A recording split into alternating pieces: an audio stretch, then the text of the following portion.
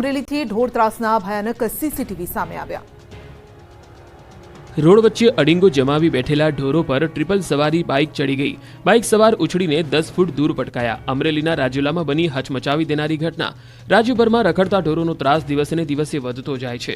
રખડતા ઢોરોના ત્રાસને લીધે ઘણા લોકોનો જીવ પણ ગુમાવવાનો વારો આવે છે। ત્યારે અમરેલીના રાજુલામાંથી ભયંકર સીસીટીવી સામે આવ્યા, જેમાં રસ્તા વચ્ચે અડીંગો જમાવીને બેઠેલા પશુઓ પર ટ્રિપલ સવારી બાઇકની જોરદાર ટક્કર થઈ। દ્રશ્યમાં જોઈ શકાય છે કે રોડ પર પૂર ઝડપે બાઇક આવ્યું અને ધડાકાભેર પશુ સાથે અથડાયું। આ ઘટનામાં બાઇક સવાર ત્રણેય યુવક ઉછળીને 10 ફૂટ દૂર ફંગોળાયા હતા। ત્રણેય લોકોને સ્થાનિકોએ સારવાર માટે હોસ્પિટલ ખસેડ્યા। આ ઘટના 4 ઓગસ્ટની છે, જેના સીસીટીવી ફૂટેજ સોશિયલ મીડિયામાં વાયરલ થયા। રાજ્યના અન્ય વિસ્તારોમાં પણ પ્રાણીઓ ગામ સુધી પહોંચી ગયાની ઘટનાઓ સામે આવી। જો તમે રસ્તો પસાર કરી રહ્યા હોય અને રસ્તાની વચ્ચોવચ્ચ ઉભેલો આ ખૂનખાર દીપડો મળી જાય તો આવી જ ઘટના બની અરવલ્લીના મોડાસામાં। અહીંના પહાડપુર ચોપડા રોડ પર ખૂનખાર દીપડો દેખાયો। વહેલી સવાર દરમિયાન વાહન ચાલક પસાર થઈ રહ્યા હતા, એ દરમિયાન રસ્તા વચ્ચે જ દીપડાએ દેખા દીધી। જાહેર માર્ગ પર દીપડો દેખાતા વાહન ચાલકે દીપડાના દ્રશ્યો કેમેરામાં કેદ કર્યા। સંસ્કારી નગરી વડોદરામાં મગરબાદ સોસાયટીમાં માછલી ફરતી જોવા મળી। સોશિયલ મીડિયામાં એક વિડીયો વાયરલ થઈ રહ્યો છે, જેમાં એક મોટી માછલી રસ્તા પર ભરેલા પાણીમાં તરતી જોવા મળી હતી। શહેરના ડભોઈ રોડ દત્તનગરની સોસાયટી પાસે ભરાયેલા પાણીમાં મોટી માછલી તરતી જોવા મળતા આસપાસના લોકોમાં કૌતુક જાગ્યું હતું। આ માછલીને જોવા માટે મોટી સંખ્યામાં સ્થાનિકો ટોળે વળ્યા, તો કેટલાક લોકોએ આ ઘટનાને પોતાના કેમેરામાં પણ કેદ કરી હતી।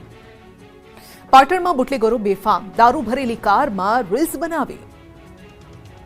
યુવાનોને સોશિયલ મીડિયામાં ફેમસ થવાનો હાલ ચસ્કો ચડ્યો છે। તલવાર કે બંદૂક સાથે પૂરપાટ ઝડપે ગાડી ચલાવી સોશિયલ મીડિયા માટે વિડીયો બનાવતા હોય છે, ત્યારે પાટણમાં બુટલેગર ઇન્સ્ટાગ્રામમાં રોલો પાડવા વિડીયો બનાવ્યો। સાંતલપુરના ગઢા ગામના બુટલેગર અમૃત ઠાકોરે ઇન્સ્ટાગ્રામમાં વિદેશી દારૂ ભરેલી કારમાં રીલ બનાવી હતી। પાટણ એલસીબીને ઇન્સ્ટાગ્રામનો વિડીયો હાથ લાગતા બુટલેગરની સામે કાર્યવાહી કરી છે। એલસીબીએ કાયદાનો પાઠ ભણાવી બુટલેગર પાસે માફી મંગાવતો વિડીયો બનાવડાવ્યો, તેમજ કાર સાથે બુટલેગર અને તેની સાથે વિડીયોમાં દેખાતા ઈસમની અટકાયત કરી। મેં ઇન્સ્ટાગ્રામમાં વિડીયો અપલોડ કરેલો, મને પાટણ એલસીબી પોલીસે પકડેલ। મેં જે ભૂલ કરી એવી કોઈ બીજા કોઈ કરતા નહીં અને વિડીયો અપલોડ કરતા નહીં। વધુ એકવાર ડીજીવીસીએલની ઘોર બેદરકારી। બિલીમોરામાં ઘરનું 20 લાખનું બિલ આવ્યું। તમારા ઘરનું લાઇટ બિલ 20 લાખ બાકી છે તેવો મેસેજ આવે તો તમારી હાલત શું થાય? નવસારીના બિલીમોરા શહેરમાં રહેતા સામાન્ય પરિવાર સાથે કંઈક આવું જ બન્યું। 20 લાખ રૂપિયાનું લાઇટ બિલ જોઈને તેમના પર વીજળી પડી। લાઇટ બિલના દરમાં વધારો થાય એ માની શકાય, પરંતુ લાઇટ બિલ જ લાખોમાં આવે એ કેવી રીતે માનવું? વીજ કંપની ડીજીવીસીએલની એક ભૂલને કારણે સામાન્ય પરિવારને 440 વોલ્ટનો ઝટકો લાગ્યો। શહેરના ખાડા વિસ્તારમાં રહેતા અશોકભાઈ પટેલને રેગ્યુલર બિલ કરતા 1000 ગણું લાઇટ બિલ વીજ કંપનીએ પધરાવી દીધું। માત્ર 2 મહિનાનું 20 લાખ રૂપિયા વીજ બિલ જોઈને ઘર માલિકના હાજા ગગડી ગયા। ઘરમાં 4 પંખા, 1 ટીવી, 1 ફ્રીજ, 8 ટ્યુબલાઇટ અને 1 પાણીની મોટર છે, છતાં પણ આટલું બિલ કેમ આવ્યું? 20 લાખ રૂપિયાના બિલ બાબતે ઘર માલિકે ડીજીવીસીએલનો સંપર્ક સાધ્યો તો રજા હોવાથી સોમવારે અરજી આપજો, પછી અમે જોઈશું તેવો ઉડાઉ જવાબ આપી દેવામાં આવ્યો। લાખોનું બિલ આપીને વીજ કંપનીએ આ પરિવારની ઊંઘ હરામ કરી નાખી છે। રાજ્યમાં ભૂતિયા શિક્ષકોનો રાફડો ફાટ્યો। સાહેબે સ્કૂલમાં ભણાવવા માટે પણ માણસ રાખ્યો। આ 4 દ્રશ્યો રાજ્યના શિક્ષણ ધામમાં ચાલતા લોલમલોલની ચાડી ખાય છે। ક્યાંક ડમી શિક્ષકો ભણાવી રહ્યા છે તો ક્યાંક શિક્ષકો વિદેશમાં ઘૂમી રહ્યા છે। કેટલાક શિક્ષકોની નોકરી ચાલુ છે અને તેઓ વિદેશમાં ભ્રમણ કરી રહ્યા હોવાની ઘટનાથી શિક્ષણ જગતમાં ખળભળાટ મચી ગયો છે। અંબાજીની ઘટના બાદ કપડવંજમાં બહાર આવી શિક્ષકની લાલિયાવાડી। કપડવંજના અંતરિયાળ વિસ્તારોમાં બનેલી આ ઘટના ચોંકાવનારી છે। શિવપુરા પ્રાથમિક શાળામાં મુખ્ય શિક્ષક હતા ગેરહાજર અને તેમની જગ્યાએ ભણાવવા આવી ગયા વિજયભાઈ। સ્કૂલમાં ગેરહાજર મુખ્ય શિક્ષક આશિષ પટેલે અન્ય વ્યક્તિને પોતાના સ્થાને રાખીને ગયા હતા। આશ્ચર્યની વાત એ હતી કે 80,000નો પગાર ધરાવતા શિક્ષકના સ્થાને ગામનો સ્થાનિક વ્યક્તિ શિક્ષક બની વિદ્યાર્થીઓને ભણાવતો હોવાનું સામે આવ્યું। જો કે કેમેરાને જોઈને વિજયભાઈના હોશ ઉડી ગયા। પોતાની પોલ ખોલી જતા નકલી શિક્ષક વિજયભાઈએ ચાલતી પકડી। વારંવાર પત્રકારે તેમને સવાલ કર્યા તો તેમણે કહ્યું કે હું તો કામથી આવ્યો હતો। તમે કેમ ભણાવવા આવો છો? ઓ વિજયભાઈ તમે કેમ અહીં આવો છો ભણાવવા? હું તો ખાલી આવેલો કામ હતું। હે? કામ હતું। શું કામ હતું? કેમ આવ્યા હતા એમ કહો? તમને પૈસા આપે છે ભણાવવા માટે અહીં આવવાના? તો જો કે વિદ્યાર્થીઓ પણ કહે છે કે વિજયભાઈ પાછલા ઘણા સમયથી અમને ભણાવે છે। સવાલ એ છે કે અન્ય એક શિક્ષક તે જુએ છે છતાં મોઢામાંથી કશું કહેતા નથી, એટલે તેમની પણ ક્યાંક ને ક્યાંક સંડોવણી હોઈ શકે છે। આ તરફ કચ્છમાં પણ ઈચ્છાધારી શિક્ષિકાની ઘટના સામે આવી। મન ફાવે ત્યારે શાળામાં આવવાનું અને મન ફાવે ત્યારે ગેરહાજર રહેવાનું. કચ્છ જિલ્લામાં પણ શિક્ષણ વિભાગની ગંભીર બેદરકારીનો કિસ્સો સામે આવ્યો. શિરવા ગામની પ્રાથમિક શાળાની શિક્ષિકા 3 વર્ષથી સતત અનિયમિત તેમજ ગેરહાજર રહે છે. નીતા ડી પટેલ નામની શિક્ષિકા ઈચ્છા થાય ત્યારે આવે અને ઈચ્છા થાય ત્યારે ચાલી જાય. તેના કારણે બાળકોના ભણતર પર ખરાબ અસર પડી રહી છે. બાળકોના ઉજ્જવળ ભવિષ્ય સાથે ચેડા થઈ રહ્યા છે. શિક્ષિકાની મનમાનીને લઈને અનેક વાલીઓએ રજૂઆત કરી છતાં કોઈ નિરાકરણ નથી આવ્યું. શિક્ષિકાની ગેરહાજરી અંગે ઉચ્ચ શિક્ષણ અધિકારી સુધી વાલીઓએ લેખિતમાં રજૂઆત કરી છે. એક તરફ કચ્છમાં શાળામાં શિક્ષકોની ઘટ છે તો બીજી તરફ શિક્ષક વર્ષોથી સ્કૂલે જ નથી આવતા. શિક્ષિત ગુજરાત દીક્ષિત ગુજરાતની માત્ર વાતો થતી હોય તેવું લાગી રહ્યું છે. શિક્ષકોને લઈને બનાસકાંઠા અને મહેસાણામાં પણ ચોંકાવનારી ઘટનાઓ બની છે.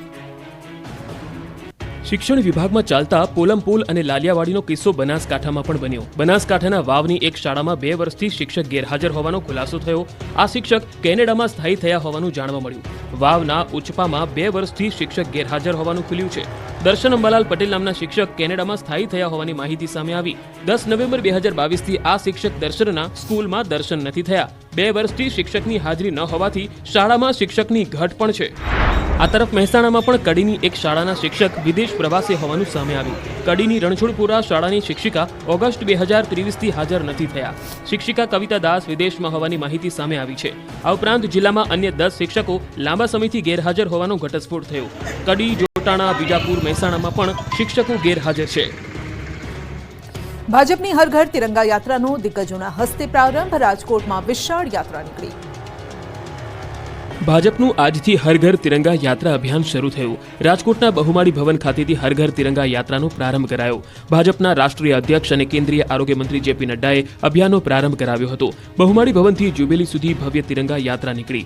આ તિરંગા યાત્રામાં રાજ્યના મુખ્યમંત્રી ભૂપેન્દ્ર પટેલ, કેન્દ્રીય નેતા જેપી નડ્ડા, ગૃહ રાજ્યમંત્રી હર્ષ સંઘવી, સાંસદો, કોર્પોરેટર તેમજ અન્ય શહેરીજનોની ઉપસ્થિતિ જોવા મળી. ભાજપના નેતા રાષ્ટ્રધ્વજ સાથે 3 કિલોમીટર પદયાત્રા કરી હતી. બહુમાળી ભવન ખાતે મોટી સંખ્યામાં જનમેદની ઉપસ્થિત રહી. આ સાથે જ આ યાત્રામાં સ્કૂલ કોલેજના વિદ્યાર્થીઓ, વેપારીઓ, નાગરિકો તિરંગા યાત્રામાં જોડાયા હતા. તિરંગા પ્રત્યે આદર જાગે તે માટે અભિયાન હાથ ધરવામાં આવ્યું. આજે રાજકોટમાં તિરંગા યાત્રા યોજાઈ અને આવતીકાલે સુરત, 12 તારીખે વડોદરા અને 13 તારીખે અમદાવાદમાં તિરંગા યાત્રા યોજાશે. નર્મદામાં મૃતક યુવકના પરિવારજનોને નેતાઓએ સાંત્વના આપી. મનસુખ વસાવાએ વિપક્ષ પર પ્રહાર કર્યા.